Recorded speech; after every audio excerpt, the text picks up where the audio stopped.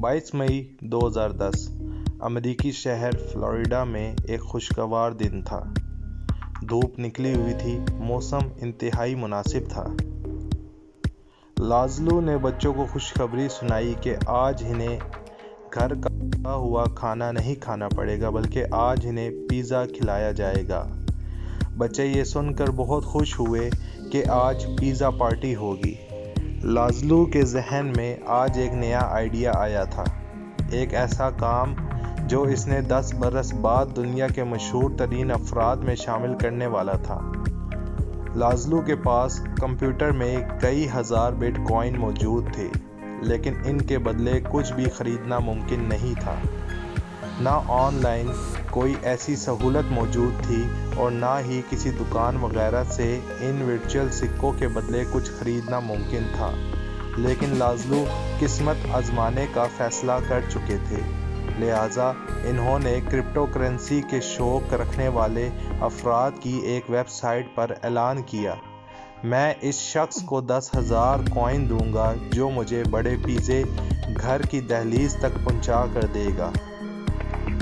Pizza ख्वाह किसी दुकान से खरीदे गए हों या घर में बने हों, लेकिन ये मयारी और बड़े होने चाहिए ताकि मैं अगले दिन भी खा सकूं, क्योंकि मुझे अगली सुबह बचा हुआ पिज़्ज़ा खाना बहुत पसंद है। मुझे प्याज, मिर्च, टमाटर और काली मिर्चों से बने हुए मयारी पिज़्ज़े बहुत पसंद हैं और मछली की टॉपिंग वाला पिज़्ज़ा मुझे पसंद नहीं है। इस ऐलान के थोड़ी देर बाद 19 साला तालिबे इल्म जर्मनी स्टूडेंट ने लाज़लू को ऑफ़र की कि वो इन्हें पापा जॉन्स नामी फ्रेंचाइज से 2 पिज़्ज़े खरीद कर दे सकता है। लाज़लू ने फ़ौरन हामी भर ली और 2 पिज़्ज़े के बदले 10,000 बिटकॉइन इस सारिफ को ट्रांसफ़र कर दिए। लाज़लू और इसकी फैमिली ने जी भरकर पिज़्ज़ा खाया और खुशी मनाई।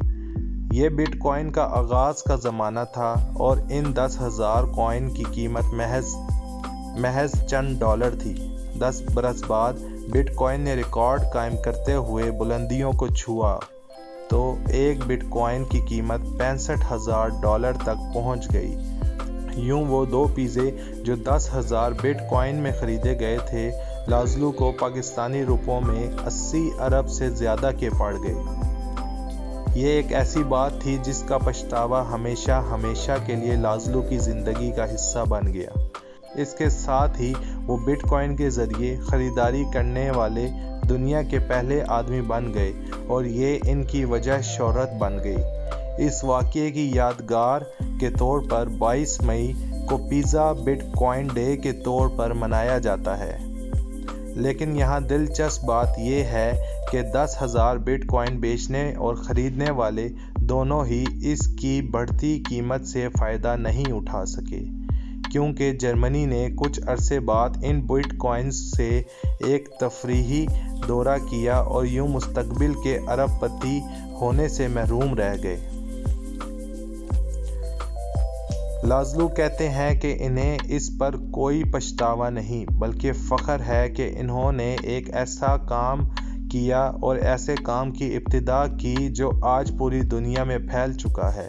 जबकि 2 पिज़्ज़ों के बदले 10,000 बिटकॉइन हासिल करने वाले जर्मनी स्टूडेंट जिन्होंने अपनी गर्लफ्रेंड के साथ पूरे अमेरिका की सैर की, वो कहते हैं कि अगर वो इन बिटकॉइंस को सरमायाकारी के तौर पर रखते तो शायद आज सूरत हाल मुख्तलिफ होती, लेकिन इन्हें इस पर कोई पछतावा नहीं, जो होना था वो हो चुका। लेकिन कभी कभार इस सारे वाक़ये की याद बहरहाल इन्हें सोचने पर मजबूर तो करती है।